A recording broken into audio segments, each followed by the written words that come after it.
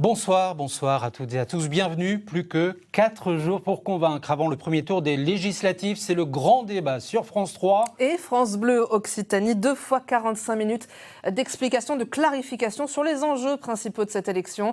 Nous sommes avec vous ce soir dans 2 circonscriptions d'Occitanie. Nous irons au sud de la Haute-Garonne, dans un ancien fief socialiste, longtemps tenu par Lionel Jospin, mais les temps ont bien changé. Et tout d'abord, place au Tarn, la 3e circonscription, celle de l'autoroute A69, si controversée. Oui, une circonscription très disputée. Il pourrait y avoir des surprises. Présentation de la circo, puis place au débat. C'est une circonscription qui fait parler d'elle, puisque le chantier controversé de l'autoroute A69 entre Toulouse et Castres devrait la traverser. La 3e circonscription du Tarn, au sud du département, de Réalmont à la Montagne Noire, en passant par Lavore et une partie de la sous-préfecture Castres, compte 134 969 habitants répartis dans 13 cantons. La moitié de la population a plus de 46 ans et 10% des habitants ont plus de 77 ans. Le territoire compte 44,8% d'actifs, principalement des employés, des professions intermédiaires et des ouvriers. Une population plutôt mobilisée aux dernières élections législatives en 2022. 54,39% des électeurs de cette circonscription avaient voté au premier tour, une participation supérieure à la moyenne nationale. Et avec nous ce soir, les 6 candidats de cette 3e circonscription du Tarn. Jean Terlier, député sortant pour la majorité présidentielle. Et on rappelle les résultats du premier tour des législatives 2022. Oui, tout s'était joué dans un mouchoir de poche à quelques dizaines de voix près. Jean Terlier, vous aviez obtenu 22,2% des voix. Devant vous, Julien Lassalle à moins de 30 voix. Le candidat LFI NUPES à l'époque, aujourd'hui Front Populaire. Julien Lassalle, vous aviez obtenu 22,3% des voix. 3e, il y a 2 ans, éliminé du second tour pour 14 voix. Le Rassemblement national porté aujourd'hui par un candidat hybride, Guillaume Carayon, sous l'étiquette LR et RN. Le RN, 22,2% en 2022 et les Républicains, dont vous portiez les couleurs, 16,3%. Nous verrons ce dimanche si une élection est une question d'addition. Pas de reconquête cette année dans cette circonscription tarnaise. En revanche, 2 candidates déjà présentes en 2022. Elles sont de retour. Claire Dauger pour les régionalistes, le mouvement Bastir Occitanie. Vous aviez obtenu il y a 2 ans 2,2% des voix. Et puis Chantal Tressens pour Lutte ouvrière, moins de 1% des voix au premier tour des législatives en 2022. Et enfin, Alban Azaï, sans étiquette, c'est votre première candidature à une élection législative. Merci à vous 6. Et on précise bien que l'équité du temps de parole sera la règle ce soir, telle que l'a édicté l'ARCOM, l'autorité de régulation. Alors, un débat en 3 parties. Les alliances, quel est votre profil politique? Avec qui pourriez-vous faire alliance éventuellement à l'Assemblée? Les programmes et enfin, vos propositions. Première question, Bénédicte, les alliances. Effectivement, les alliances. On commence par vous, Guillaume Carayon, le candidat des droites, Éric Ciotti, Jordan Bardella à vos côtés sur l'affiche électorale. Bon, vous êtes plutôt LR ou plutôt RN alors? Moi, je suis le président des Jeunes Républicains et j'ai décidé effectivement avec le président des Républicains, Éric Ciotti, de bâtir une coalition avec le Rassemblement National, avec Jordan Bardella et Marine Le Pen, parce qu'aujourd'hui, l'extrême gauche, représentée par M. Lassalle, est aux portes du pouvoir.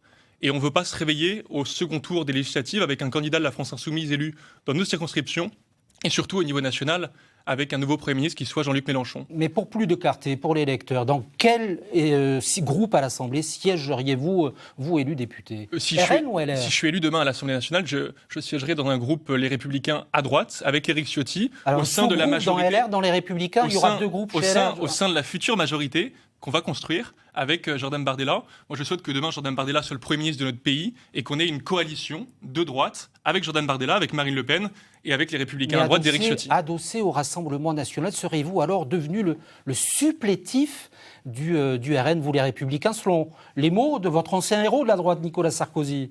On en avait parlé il y a quelques mois, mais vous savez, j'ai 90-95% de points de convergence avec le Rassemblement national. On a 3 priorités aujourd'hui et je crois que la situation est urgente dans le pays. 1, la question du pouvoir d'achat, parce qu'il y a beaucoup de Français, des millions de Français qui voient que le travail ne paye pas. La question de la sécurité, et la question de la politique migratoire qu'il faut absolument reprendre en main. Donc nous, on fait tout pour battre la France insoumise. Le bloc macroniste s'est effondré, on le voit bien. La candidate de M. Terlier et de M. Macron. Ça vous intéresse pas de battre Jean Terlier? Mais la candidate de monsieur Terlier aux élections européennes a fait 11% dans la circonscription. Moi, je dis à tous les électeurs qui ont voté pour Jean Terlier en 2022, je dis à tous ces électeurs que Jean Terlier n'a absolument aucune chance d'accéder au second tour. Donc la question du second tour, c'est monsieur Lassalle, qui représente un bloc qui est divers, qui selon moi est dangereux pour le pays, contre le camp national qu'on représente avec les Républicains de droite et Éric Ciotti. Monsieur Lassalle, vous voilà visé, donc que répondez-vous? L'extrême gauche, c'est vous voter pour vous, est-ce que c'est voter pour Jean-Luc Mélenchon?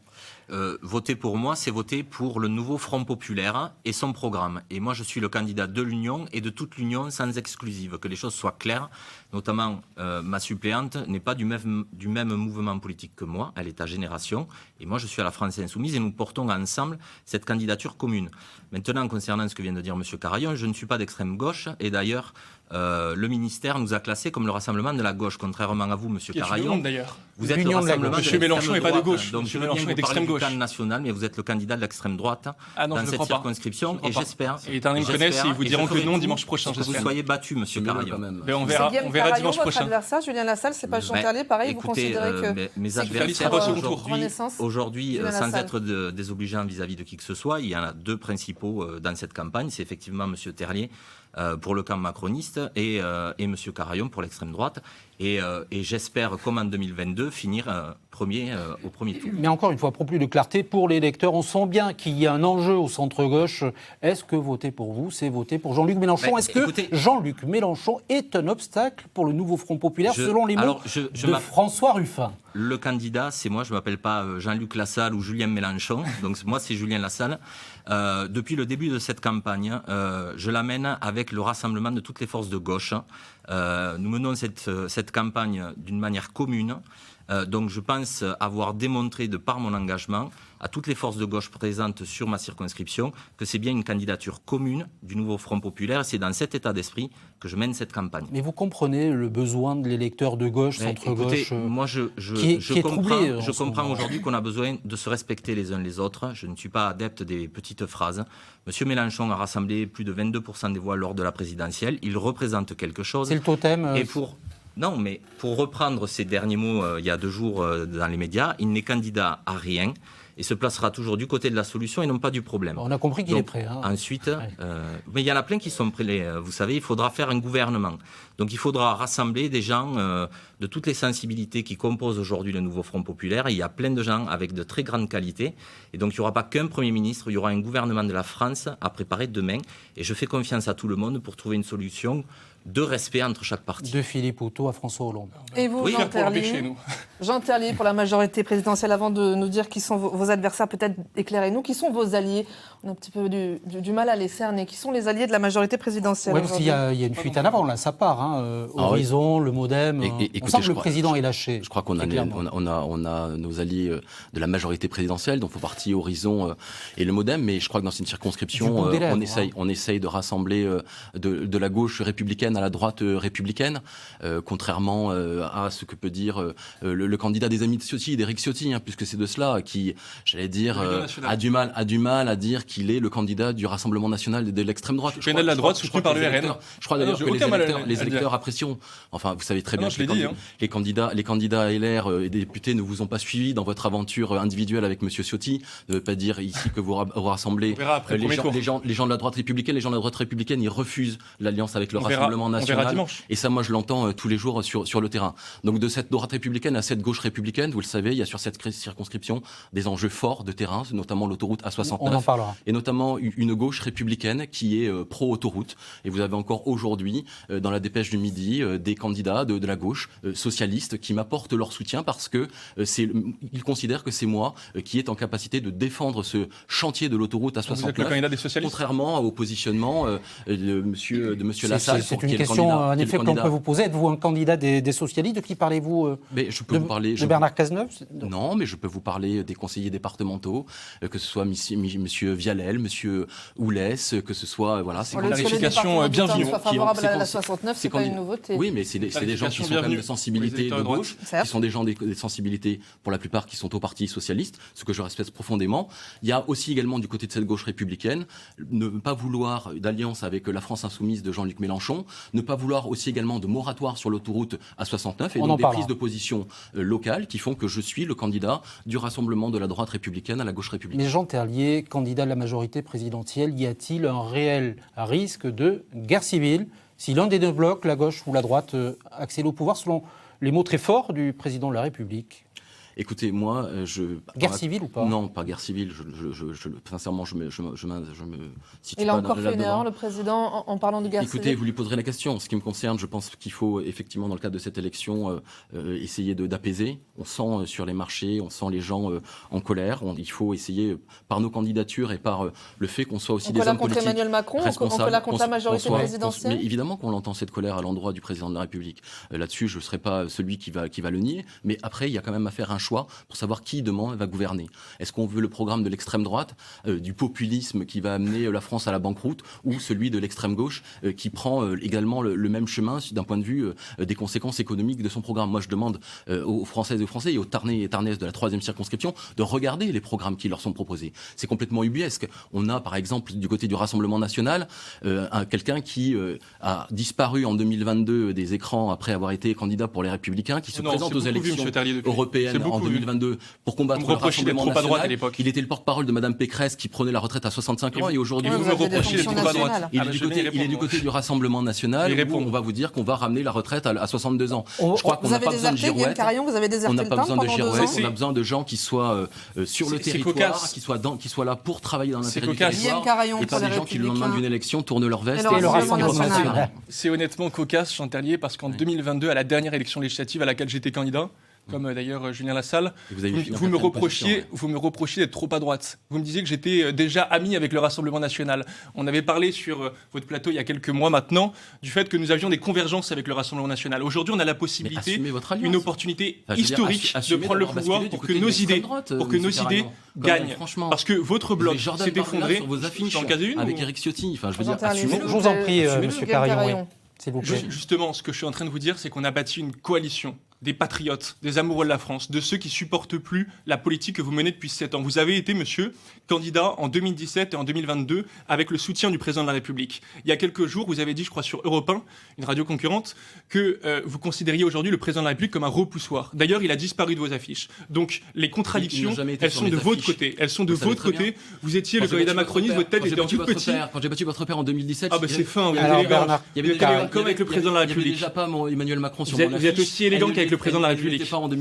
Il doit regretter de nous avoir investis en 2017. Face à Guillaume Carayon, cela signifie, je sais que vous n'avez pas aimé cette question, mais qu'en cas d'élimination dimanche soir, pour le second tour, vous appellerez à voter pour Julien Lassalle? Moi, je me positionnerai dimanche soir, parce que je considère aujourd'hui que ça n'est pas le sujet. Moi, je serai au deuxième tour de cette élection. C'est déjà le sujet, pardon, pour définir votre profil politique. On sait que des membres de la majorité, des anciens ministres, se sont déjà clairement prononcés sur la question. C'est le nini ou c'est le vote, le barrage absolu Nous verrons le dimanche soir la configuration du vote. Moi, je considère que je serai qualifié pour ce second tour et que je n'aurai pas à faire ce choix. C'est la réponse que je vous fais aujourd'hui. Certains ont décidé de se prononcer. Moi, ça n'est pas mon cas. Aujourd'hui, je vous dis, je serai au second tour de cette élection législative et donc je n'aurai pas à me prononcer sur ce choix. Et vous, Julien Lassalle, vous verrez aussi dimanche soir, d'empêcher la 69e. C'est complice. Est-ce que vous vous retirerez pour faire barrage éventuellement à Guillaume Carayon? Je serai au second tour de cette élection et normalement, quand je vois la mobilisation sur le terrain, je pense que je serai en tête comme en 2022. Mais il faut aussi de la clarté. Effectivement, je prendrai mes responsabilités au soir du premier tour avec mon équipe de campagne, je l'ai dit. Je marche dans l'union et je tiens à cette union. Donc, je partagerai avec eux les résultats.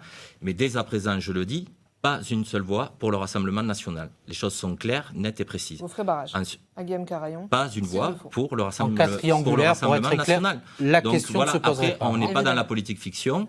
On verra les résultats, mais dès à présent, dans la clarté, je le dis et je le répète, pas une voix pour le Rassemblement national. Et encore une fois, second tour, attendez, Monsieur Carayon, que les choses soient très claires pour les lecteurs. En cas triangulaire, si vous arrivez dernier, vous vous retirez. On verra la configuration. D'abord que l'élection se fasse, que les gens aillent voter. J'espère qu'ils vont aller voter nombreux. Mais je le dis, pas une voix pour le Rassemblement national. Les choses sont claires. Allez, Chantal Tressens, pour Lutte ouvrière, toujours pareil. On se demande pourquoi vous ne faites pas alliance finalement avec Julien Lassalle du Nouveau Front Populaire. À quoi ça sert, pardon, poser la question comme ça, de gratter 1% des voix? On sait que ça peut être précieux. Hein. Je ne sais pas, enfin, c'est même moins de 1% des voix. Mais nous, on veut permettre à tous ceux qui sont en colère, ceux qui sont révoltés aussi par ce qui se passe dans la société, d'une part, et qui sont inquiets aussi par la montée des idées d'extrême droite, de voter contre le RN, contre le LR, mais aussi contre la politique de Macron, mais aussi de dire la méfiance vis-à-vis de cette nouvelle mouture de l'union de la gauche. La gauche, on l'a vu au gouvernement, elle a déçu beaucoup de travailleurs et elle les a désorientés, à tel point d'ailleurs que beaucoup de travailleurs votent RN. Donc ils sont vraiment désorientés. Eh bien, cette petite minorité-là, lorsqu'on se présente, eh bien, elle peut s'exprimer. Voilà. Alors c'est petit, mais elle est là. Et c'est peut-être des voix de moins pour la gauche si votre priorité, encore une fois, c'est le barrage au Rassemblement national. Oui, mais bon, nous, on veut défendre... Vous savez, on ne veut pas aller au gouvernement, on ne cherche pas les postes, on ne cherche pas la tambouille électorale. Donc, on veut défendre nos idées. On s'est toujours présenté aux élections. Donc, on veut défendre nos idées et c'est ce qui compte. Et on veut permettre ça. On veut que la démocratie s'exprime le plus possible. Et donc, si on restreint à 2-3 partis... ce n'est plus la démocratie. Et entendre la voix de lutte ouvrière. On arrive alors sur les programmes. Mais d'abord, un sujet, vous en parliez, qui vous concerne tous sur votre territoire, l'autoroute A69, sujet qui a pris une dimension nationale. Julien Lassalle, vous y êtes opposé en tant que candidat de la France insoumise, et ce, contrairement à l'avis du président socialiste du département du Tarn, contrairement à l'avis de la présidente socialiste de la région. Est-ce qu'il y a là déjà une faille dans votre union de la gauche? Est-ce que l'alliance des partis se heurte à une réalité politique, tout simplement? Alors, pour être tout à fait précis, je suis favorable à un aménagement de la RN 126. Opposé à la 69, on est d'accord. La question du moratoire est dans l'accord signé par l'ensemble des partis, donc je ne me lancerai pas dans des commentaires malheureux. Il y a un accord, il faut qu'il soit respecté, à mon sens. Aujourd'hui, nous portons cette voie du moratoire. Pourquoi? Pour 3 choses. Pour déjà créer les conditions d'un apaisement localement, pour établir un dialogue et pour permettre à la justice de faire ce qu'elle a à faire, notamment sur un certain nombre de recours. Il faut être clair quand même sur ce moratoire sur les projets autoroutiers. Est-ce que la 69 est concernée par ce moratoire? Carole Delga dit que non, dit que ça ne concerne pas les projets qui sont déjà lancés. Ça fait déjà quasiment un an et demi. J'ai interrogé les autres composantes hier soir sur le sujet et tout le monde m'a confirmé que la 69 était dans le moratoire. Bon. Donc Carole Delga. Après, ce que je veux dire... Qu'on est clair, Carole Delga a dit des bêtises, se trompe. Écoutez, Madame Delga, elle considère que c'est plus un projet. Oui. Dans l'accord. Le chantier a débuté il y a un an, on est d'accord. On laisse en plan, parce que vous voyez comme nous que ça a beaucoup avancé. J'ai adressé un courrier aux élus du territoire par rapport au moratoire. Donc, effectivement, dans l'idée, c'est pas de faire une pause pour une pause, mais d'essayer d'avancer dans un dialogue qui soit constructif, avec 3 thématiques identifiées, donc de créer une instance de dialogue. Aujourd'hui, je suis très heureux de vous le dire, mais que ce soit La Voix est libre ou un certain nombre de collectifs engagés, d'opposants, voilà, ont répondu favorablement à cette demande. Donc, il y a déjà un pas qui est fait. Oui, Monsieur Terlier, vous pouvez secouer la tête. Mais en tout cas, du côté des opposants, ils sont disposés à dialoguer et à essayer, avec ceux qui sont partisans du projet, de discuter. Donc, on voit déjà qu'on avance. C'est de quoi? On ne va pas laisser le chantier en plan? Il y a 3 sujets, madame. Il y a l'impact environnemental, avec effectivement un certain nombre d'ouvrages d'art qui ont été réalisés. Je pense qu'il faut faire aujourd'hui un inventaire et voir ce qui peut être gardé, ce qui peut être restitué à la nature. Deuxième... Très rapidement, vous avez beaucoup de temps d'avance. Il y a le coût du péage. Vous êtes d'accord, Monsieur Terlier, pour 6,77 €, plus 1,70 €, donc presque 18 € l'aller-retour. Donc il y a des sujets qui sont à mettre sur la table, notamment le modèle d'une concession. Et enfin, dernier point, et je termine, un projet de territoire global qui inclura le développement économique et la question des mobilités. Claire Dauger, pour les régionalistes, pardon. Quelle est votre position? La 69, stop ou encore? Moi, je dis ni stop ni encore. Je dis simplement qu'il aurait été bien préférable que ce soit à la portée des citoyens, qu'il y ait eu un référendum, qu'il y ait eu une décision en amont. C'est ce dont on se bat, nous, régionalistes, que toutes les décisions ne soient pas prises qu'à Paris. Il faut que les régions aient beaucoup plus d'autonomie et puissent enfin décider elles-mêmes de ce qui est bien pour leur territoire. On ne peut pas comparer les régions des unes aux autres. Il faut vraiment que la France soit décentralisée. C'est pour cela que l'on se bat. Une consultation citoyenne. Guillaume Carayon, Jean Terlier, vous êtes d'accord, vous, sur le dossier? Vous êtes favorables tous les deux à cette autoroute A69. Est-ce que ça voudrait dire que vous... à l'Assemblée, vos groupes respectifs, alors évidemment pas ensemble, vous seriez en capacité de travailler ensemble?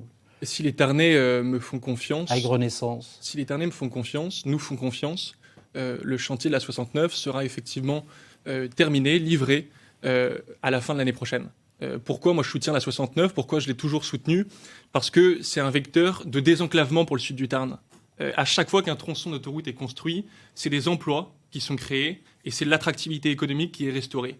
On est aujourd'hui le seul bassin de vie, Castres-Mazamet, de plus de 100 000 habitants, qui n'a ni autoroute, ni gare TGV, ni aéroport international. On ne va pas faire un débat sur la 69, Guillaume Carayon, mais pour répondre à Julien Lassalle du Nouveau Front Populaire, quand il parle de rediscuter, par exemple, les prix des péages, ça intéresse les gens, ça intéresse nos électeurs, vos électeurs. On peut encore rediscuter de ça, du prix du péage ? Il y a la question du prix du péage, mais il y a aussi la question de la compatibilité avec la transition écologique. Mais vous savez, il y a 23% du coût total du projet qui est consacré à la préservation de l'environnement. Contrairement à ce qui a pu être dit dans les médias depuis quelques années, le projet de la 69, c'est un projet écolo. L'autoroute A69, c'est une autoroute nouvelle génération qui s'inscrit dans le cadre de cet objectif de compatibilité entre la croissance économique, créer de l'emploi, parce qu'on a besoin de créer des emplois, et puis effectivement de lutte contre le dérèglement climatique. Donc c'est un projet écolo, et en plus c'est un projet qui est essentiel pour désenclaver le sud du Tarn. Alban Azaïs, votre positionnement sur la question de l'autoroute A69 rapidement. Oui, tout d'abord j'aimerais dire, nous sommes donc à la minute 25, et c'est la première fois qu'on me donne la parole. 21. C'est l'équité du temps de parole. Vous n'avez jamais été candidat sur la circonscription. S'il vous plaît, n'en contestez pas les règles. Elles sont soumises par l'ARCOM, qui est notre régulateur. Le souci d'observer un petit peu ce jeu des politiciens qui se partagent les gros gâteaux entre eux. En dépit de notre petit peuple. Je représente le petit peuple. Ma devise pour ce combat, c'est « Nous, le peuple ». RPR, c'est un petit clin d'œil, et ça veut dire paix, République. Je donc, pense comme que Claire Daugé des régionalistes, vous auriez voulu un référendum sur la 69 pour la paix. Je vais y revenir. Attendez, il faut d'abord se battre pour la paix. Et ce gouvernement de M. Terlier nous mène actuellement à la guerre. Ensuite, pour la démocratie, le RIC, oui, nous sommes pas très loin de la Troisième Guerre mondiale. J'y arrive. Et nous avons besoin de nous battre pour les valeurs de la République. Un risque de guerre civile. Oui, tout à fait. Le président, il l'a dit, il l'a répété, il veut emmerder les Français. Il emmerde les Français, notamment en mettant les Français dans les extrémismes de gauche et de droite. Mais merci, nous, monsieur Azaïs. On a besoin d'autre chose. Au programme peut-être un mot, si vous des candidats sur l'autoroute A69, malgré tout, parce qu'on a quand même des positions qui sont pas très claires du côté du Rassemblement National. En 2022, on était quand même... toujours été clair. Non, mais du côté du Rassemblement National, vous avez rejoint le Rassemblement National. Et non, en 2022, je n'ai pas rejoint le Rassemblement National, je suis soutenu par le Rassemblement National. Les mots sont importants. Il faudra que vous régliez ça en interne dans votre nouveau groupe avec le Rassemblement National. Je vous l'annonce. Peut-être pour répondre à M. Lassalle et peut-être lui faire une proposition. Je crois que le moratoire, ça n'est pas acceptable. Le moratoire, ça signifie l'arrêt des travaux. Je crois que ce projet qui est aujourd'hui un chantier a été décidé démocratiquement. Et il faut respecter l'état de droit qui conduit à la poursuite du chantier. Par contre, il y a peut-être une possibilité pour qu'on puisse trouver des solutions et également ensemble pour verdir le chantier, pour aussi se mettre autour d'une table pour discuter avec la région, avec le département, avec l'ensemble des financeurs, de voir comment on peut faire baisser le prix du péage, puisque c'est un sujet. Donc voilà ce que je dis moi aujourd'hui du côté de M. Lassalle. Je le dis non au moratoire parce que ce serait l'arrêt pur et simple du chantier, mais évidemment toujours disposé à pouvoir verdir ce chantier et à trouver les solutions pour que nos concitoyens payent effectivement un péage qui soit plus raisonnable. Alors on va rentrer dans les programmes de vos différentes formations. Guillaume Carayon, j'écoutais comme beaucoup de Français évidemment ou de curieux de la politique le programme de Jordan Bardella et j'ai cru entendre très franchement le programme du Premier ministre sur de nombreux points, pause réglementaire, la flat tax, donc sur les revenus du capital, un choc d'autorité ou un big bang d'autorité, on ne sait pas trop, l'uniforme à l'école. Il y a une copie, c'était assez curieux, il y avait un copier-coller, vous recentrez, qu'est-ce qui se passe Ah non, monsieur, moi je l'attends, le Big Bang d'autorité, et je crois que depuis 7 ans, depuis qu'Emmanuel Macron est au pouvoir, et le choc d'autorité du Premier ministre, c'est pas le même Mais à quel moment vous en êtes aperçu ? À quel moment il y a eu un choc d'autorité dans le pays ? Enfin, les violences ont explosé depuis 7 ans. Les coups et blessures volontaires, c'est le chiffre qui résume le mieux la montée de la délinquance, ont augmenté depuis 2017 et l'arrivée au pouvoir d'Emmanuel Macron de 62%. La délinquance augmente, la criminalité augmente, la politique migratoire est complètement hors de contrôle et le pouvoir d'achat des Français est en berne. Donc nous, on l'a dit avec Jordan Bardella et avec Éric Ciotti, on a 3 urgences, 3 priorités essentielles pour les Français, parce qu'il y a des Français qui galèrent pendant qu'on parle, il y a des Français qui souffrent. C'est le pouvoir d'achat, faire des économies pour rendre leur argent aux Français, parce qu'aujourd'hui, il y a des dépenses qui sont excessives. On a le record d'Europe des dépenses publiques. On a le record de dette. On a 3100 milliards de dettes, plus 1000 milliards. Le record des impôts, surtout. Et le record des impôts. On propose justement de baisser la dépense publique. La lutte contre la fraude fiscale, c'est 50 milliards à les récupérer. La lutte contre la fraude sociale, c'est 50 milliards également à les récupérer. Supprimer la niche sur les armateurs, aujourd'hui qui coûte 2 milliards d'euros. Il y a de l'argent à récupérer. Nous, si on est au pouvoir... On en récupère déjà 20 milliards d'euros de la fraude fiscale. Si on est au pouvoir demain, on va faire... Mais je viens de vous le dire, il suffit d'écouter M. Terlier. On va faire un grand audit des comptes de l'État. Parce qu'on va s'apercevoir que depuis 7 ans, il y a des dépenses excessives qui ne se sont pas répercutées sur la qualité des services publics. J'en finis là. Tous les services publics sont en déshérence. Le service public de la justice, je suis élève avocat, je le connais, et vous savez, M. Terlier, qu'aujourd'hui, on manque de tout dans les tribunaux. De magistrats, de greffiers, de places de prison, on manque de tout. Le service public de la santé, l'hôpital public est à bout de souffle, et c'est aussi à cause de la folie bureaucratique de votre gouvernement. Alors, vous nous direz si vous êtes en capacité de tout résoudre, mais d'abord, la parole à Badab Tressens pour Lutte ouvrière. Quelle est vous la priorité, notamment sur le pouvoir d'achat? Le pouvoir d'achat, tout le monde en parle. Le problème, c'est les salaires. Les prix augmentent, les salaires n'augmentent pas. Et pour cela, ce sont les patrons qui décident. Ce n'est pas le gouvernement. Et qui imposera au patronat une augmentation des salaires? Qui imposera au patronat de faire suivre les salaires sur les prix? Personne. Donc il n'y a que les travailleurs qui pourront le faire. Indexation sur l'inflation? Pardon? Indexation sur l'inflation? Oui, des salaires sur l'inflation. C'est ce qu'on appelait à une époque l'échelle mobile des salaires, qui existait d'ailleurs avant le gouvernement de gauche. Ça, on dit qu'il n'y a que les travailleurs qui pourront imposer ça. Tout se décide, au fond, dans les entreprises. Le gouvernement, il décide de rien. Je ne veux pas dédouaner Macron, surtout pas. Mais au fond, ceux qui nous font croire que l'Assemblée nationale, le gouvernement va changer ce qu'ils n'ont pas fait lorsqu'ils sont passés au gouvernement, ce sont des mensonges. Non, il faut que les travailleurs deviennent offensifs et arrachent des salaires dignes, qu'ils puissent vivre dignement, des augmentations de salaires conséquentes et l'échelle mobile des salaires. Claire Daugé, pour les régionalistes, où vous situez-vous sur ce thème central qu'est le pouvoir d'achat? On voit bien que c'est la priorité des Français. Évidemment que les salaires devraient augmenter. Malheureusement, je comprends très bien que certaines entreprises ne puissent pas le faire. Donc il faut quand même un accompagnement. Nous, notre solution, et nous la clamons haut et fort, c'est la décentralisation pour que les régions puissent avoir davantage d'autonomie, donc beaucoup plus de local, que les grosses entreprises et les sièges nationaux descendent justement dans nos régions, ne soient pas tous centralisés à Paris, ce qui peut procurer des emplois.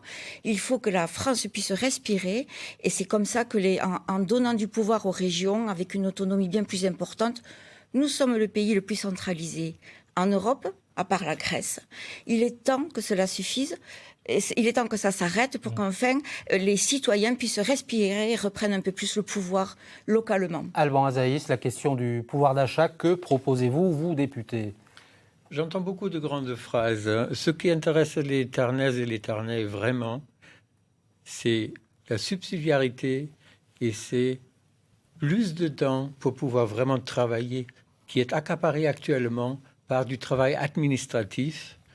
Un tiers à peu près du temps de travail des gens dans la ruralité chez nous. La simplification administrative. Ah oui, oui, un des projets du gouvernement. Ça va augmenter le pouvoir d'achat parce que actuellement la créativité est tuée par l'administration et trop centralisée. De ce gouvernement. Il faut absolument arriver. Monsieur Macron nous avait promis de décentraliser. Nous l'avions rencontré. Pour que les gens soient libérés et puissent vraiment créer des richesses. Alors, pour tout ça, il faut du financement. On va rappeler, vous en parliez, l'état des comptes publics, 3 200 milliards de dettes, les intérêts de la dette, c'est-à-dire que ce que l'État doit payer en intérêt, c'est 52 milliards, deuxième dépense de l'État après l'éducation nationale et devant la défense. Jean Terlier, la majorité promettait un retour à l'équilibre, promettait de tenir les comptes. Or, il y a ce dérapage des finances publiques. Comment l'expliquer ? Il manque même des recettes, il manque même 21 milliards de recettes pour boucler le budget à la fin de l'année. Qu'est-ce qui s'est passé ? Non, mais peut-être on peut resituer les choses dans leur contexte. En 2017 et en 2018, on a été cette majorité qui a fait baisser le déficit public. Il n'aura pas échappé à personne que nous sommes tombés dans une crise du Covid qui a nécessité que le monde entier, que nous permettions de sauver les entreprises françaises à travers des plans garantis par l'État, à travers des aides, à travers le fait de permettre aux salariés qui étaient chez eux de pouvoir être rémunérés. Et tout ça, effectivement, c'est une dette Covid que l'on a et que l'on doit rembourser. Nous, aujourd'hui, on est au sein de la majorité, celles et ceux qui sont, volontaires pour pouvoir réduire et baisser cette dette. On ne fait pas des promesses avec des programmes à plus de 100 milliards de dettes supplémentaires ou à près de 50 milliards d'euros de dettes, comme c'est celui du Rassemblement national. Mais en même temps, on découvre... On propose de baisser la dette publique, d'avoir des mesures très concrètes sur le pouvoir d'achat, parce qu'on n'a pas eu de mesures très concrètes qui nous étaient proposées. Mais aussi des dépenses supplémentaires. Notamment sur la baisse de la facture d'électricité de 15%. Ce sera 200 € de plus. Alors qu'il est un peu mécanique. Elles explosent. C'est aussi, je crois, par la valeur travail. Je crois qu'on a réussi en 2017, on a gagné la bataille du chômage qui était à plus de 11%. Aujourd'hui, on a 7% de chômage. Je crois qu'on a réussi cette bataille, mais il faut aller encore un peu plus loin parce que faire en sorte que les gens puissent avoir un travail digne et gagner de l'argent à travers la rémunération de leur travail, je pense que c'est ça aussi l'impact. On a proposé aussi également de donner une prime, la prime Macron, de 10 000 € qui est désocialisée. Donc vous en aviez encore sous la semelle, sous le coude, si je puis dire. On fera des économies, mais on fera des propositions qui sont, me semble-t-il, beaucoup plus raisonnables que celles qui sont proposées par le Rassemblement national.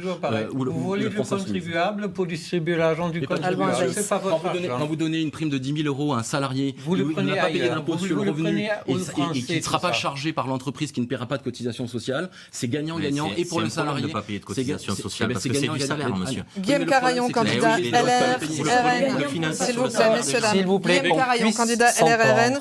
Comment vous faites-vous l'équilibre entre effectivement ce côté austérité budgétaire DLR et ce côté dépensier Père Noël. Oui, de Père Noël, on va dire ça comme ça, du Rassemblement national. Comment vous faites cet équilibre-là ? C'est un peu caricatural.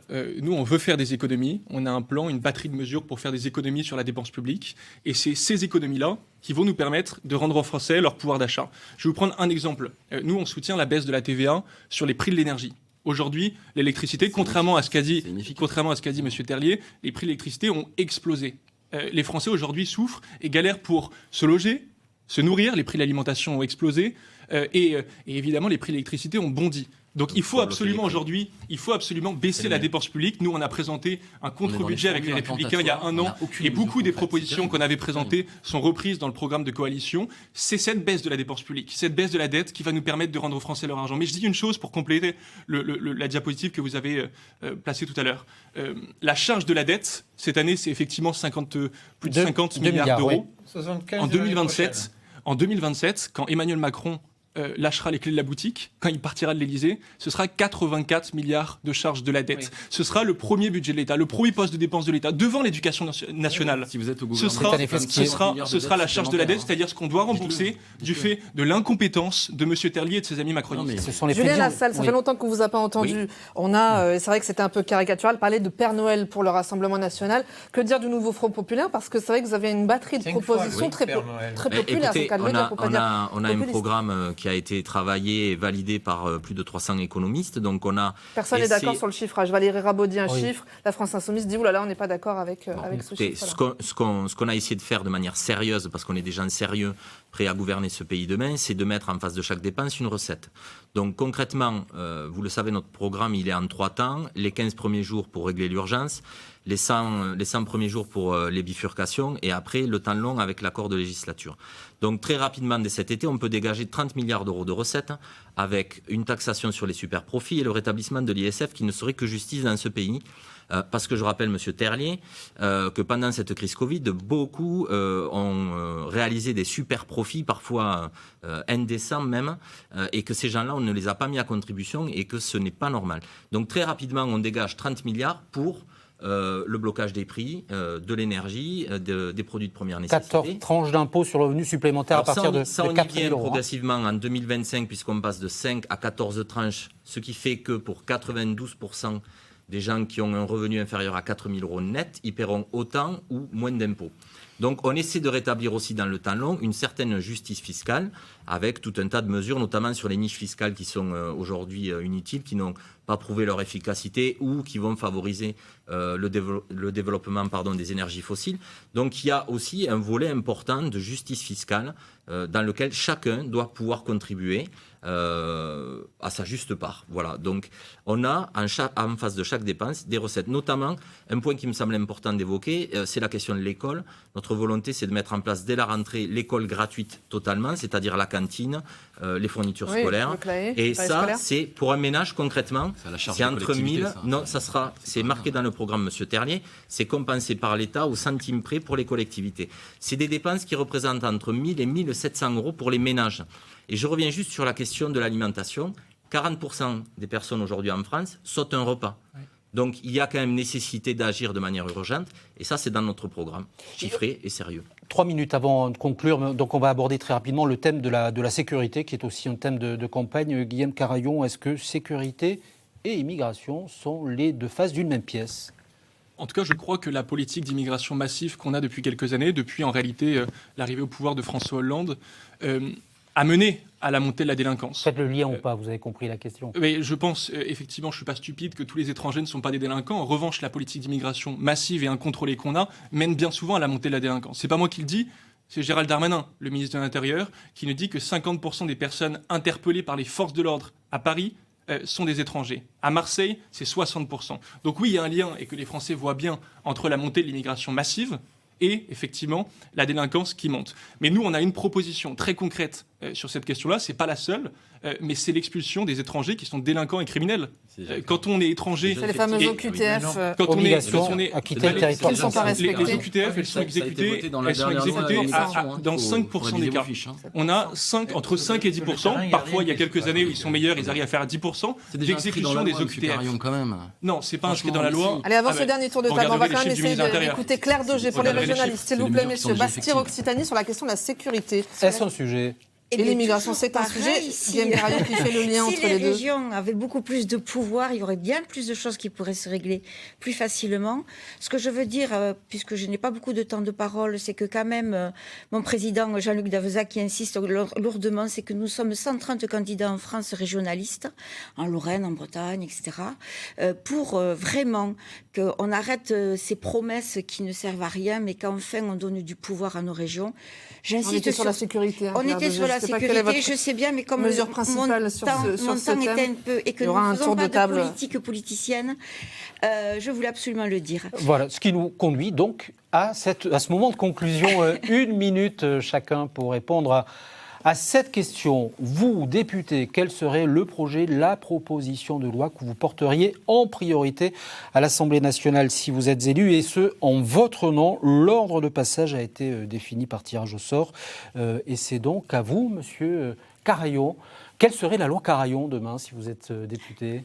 En tout cas, la nouvelle majorité pour la France qu'on veut bâtir, avec Jordan Bardella et Éric Ciotti, rendra aux Français leur argent. Et je pense que la question du pouvoir d'achat, dont on a parlé tout à l'heure, est la question centrale pour les Français. La mesure qui sera la nôtre, la première qu'on va appliquer, c'est la baisse de la TVA de 20 à 5,5% sur les produits énergie. Parce que ça aura des conséquences immédiates sur le portefeuille des Français. Évidemment, il y a la question de la sécurité. On n'a pas eu le temps de parler de toutes les mesures qu'on propose, nous, avec les Républicains de droite et le Rassemblement national, mais il faut restaurer la sécurité dans tous les territoires. Aucune zone perdue de la République française. Et effectivement, reprendre notre politique migratoire, reprendre le contrôle. On a aujourd'hui une politique d'immigration qui est complètement subie, avoir demain une politique d'immigration choisie. C'est ça les 3 urgences pour les Français, et c'est la raison pour laquelle on propose cette alternative crédible, puissante, pour reprendre le contrôle pour les Français après le 7 juillet. Merci Guillaume Carayon. Pour LR et RN, le tirage au sort a désigné Claire Dauger en deuxième position pour ce dernier tour de table. Pareil, vous êtes élu député. Quelle sera votre proposition de loi en votre nom? Bien sûr, la décentralisation, comme vous pouvez bien le comprendre. Je me battrai aussi également beaucoup pour la condition féminine. Personne n'en parle, mais c'est très important quand on voit que même des femmes sont battues ou harcelées, même dans le monde politique. Ça me fait un petit peu honte. Je me battrai bien sûr pour une écologie qui sont des actions au quotidien que l'on doit tous pratiquer. L'écologie nous concerne à tous, évidemment. Et pour les référendums, comme pour l'autoroute, cela aurait évité évidemment beaucoup de soucis s'il y avait eu un référendum auparavant. Par tirage au sort, Chantal Tressens, en une minute, vous, député, quelle serait la loi Tressens à l'Assemblée? Mais nous n'avons rien à proposer aux instances bourgeoises. Nous ne croyons pas justement à l'Assemblée nationale ou au gouvernement. Mais si on était élu, on voterait tout ce qui est favorable aux intérêts des travailleurs. Et par contre, on combattrait les idées d'extrême droite et le chauvinisme, le patriotisme qui va nous mener vers la Troisième Guerre mondiale. Et là, je rejoins Monsieur Azaïs là-dessus. On commence à nous faire marcher au pas vers le massacre. Eh bien, nous, il faut que nous le refusons. Il faut que les travailleurs refusent ça. Ce n'est pas notre guerre. Donc, pour cela, il faut que les travailleurs construisent un parti et qu'ils s'apprêtent à prendre le pouvoir et à diriger la société. Et votre temps est écoulé. Tressens pour Lutte ouvrière, merci à vous. Julien Lassalle, l'Insoumis, pour le nouveau Front populaire, quelle serait cette loi qui porterait votre nom? Écoutez, pour moi, en lien avec ma circonscription, je vois deux grands sujets. Le premier, c'est une question de souveraineté et de réindustrialisation du pays. Autour de la production du médicament, nous avons sur le territoire un des leaders de l'industrie pharmaceutique. Et donc, je pense qu'il y a un vrai sujet à travailler et qui a été révélé pendant la crise du Covid et qui n'a pas été réglé. Aujourd'hui, on voit des pénuries de médicaments qui sont parfois des médicaments vitaux pour les gens. Donc je pense que ça, c'est une des grandes lois sur lesquelles j'aimerais travailler. La deuxième, c'est sur la question de l'eau.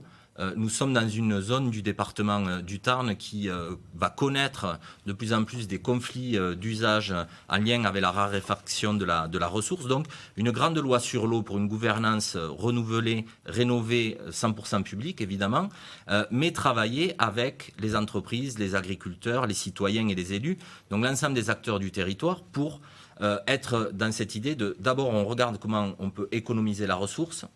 On modifie éventuellement les pratiques, qu'elles soient agricoles, industrielles, et ensuite on regarde au bout du bout s'il y a la nécessité du stockage de l'eau. Je rappelle que je suis opposé aux méga-bassines sur ce sujet. Enfin, pour conclure, et par tirage au sort, vous avez le dernier mot, Jean Terlier, député sortante pour la majorité présidentielle. Non, ce sera Jean Terlier après, avant-dernier. Monsieur Azaïs, pardon, excusez-moi. Une minute, je vous connais bien, là. Pardon. Vous essayez de m'anéantir, et vous êtes tous témoins. On n'essaie rien du tout, monsieur Azaïs. Allez-y. Alban Azaïs, sans étiquette. La loi Azaïs, pardon. Écoutez donc, premièrement, la première idée que vous aviez de la réindustrialisation me paraît une bonne idée. Mais mon combat sera pour la simplification administrative. Il faut que cela avance vraiment à grands pas, et cela en lien avec la subsidiarité qui est un principe théorique dans notre Europe et qui est malmené, mais qui sera la base de la démocratie future. Et pour cela, j'aimerais, dans le futur, porter une application qui sera disponible pour tous les députés, où tous les électeurs et électrices d'une circonscription peuvent s'inscrire pour être en contact régulier à travers une démocratie directe avec leurs députés qui portera leurs idées au jour le jour. Merci Alban Azaïs. Cette fois-ci, le mot de la fin pour le député sortant. C'est le tirage au sort qui l'a décidé. Jean Terlier pour la majorité présidentielle. Une loi Terlier enfin peut-être ? Écoutez, tout d'abord, moi, je voudrais dire que la troisième circonscription du Tarn, elle est riche de ses 111 communes. Et je crois que le député de cette circonscription, il se doit d'être un député proche de son territoire, dans l'intérêt de son territoire et de porter les enjeux de ce territoire, notamment autour de l'autoroute A69 qui doit se poursuivre, mais d'autres sujets aussi également, comme l'aéroport Castres-Mazamet, comme l'a dit Julien Lassalle aussi, autour des portes du Tarn, avec la réindustrialisation de notre économie qui passe aussi également par le Tarn. Donc je crois qu'il faut d'abord porter les sujets tarnais à l'Assemblée nationale, et je m'inscrirai évidemment, comme depuis 2017, dans cette lignée. Après, je crois qu'il y a des travaux qui ont été engagés à l'Assemblée nationale, la loi d'orientation agricole, la loi fin de vie.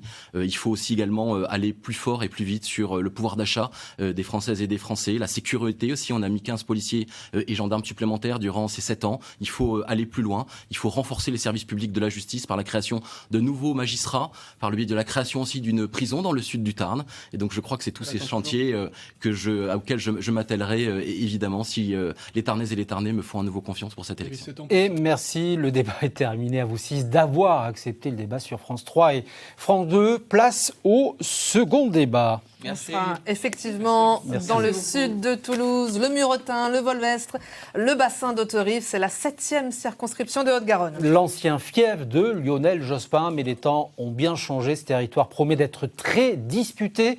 Présentation de la circo, puis place au second débat. C'est une circonscription qui pourrait basculer pour la 3e fois en 3 scrutins. Les observateurs la décrivent comme un reflet plutôt juste de la France au sortir des urnes. La 7e circonscription de Haute-Garonne, au sud de Toulouse, est composée de 60 communes, parmi lesquelles Muret, Hauterive, Cugnaux, Villeneuve-Tolosane. Elle compte 146 133 habitants répartis dans 7 cantons. La moitié de la population a plus de 41 ans et 10% des habitants ont plus de 72 ans. Le territoire compte 48,5% d'actifs, principalement des employés, des professions intermédiaires et des ouvriers. Une population moyennement mobilisée lors des dernières élections législatives en 2022. 50,79% des électeurs de cette circonscription avaient voté au premier tour. Une participation tout de même supérieure à la moyenne nationale.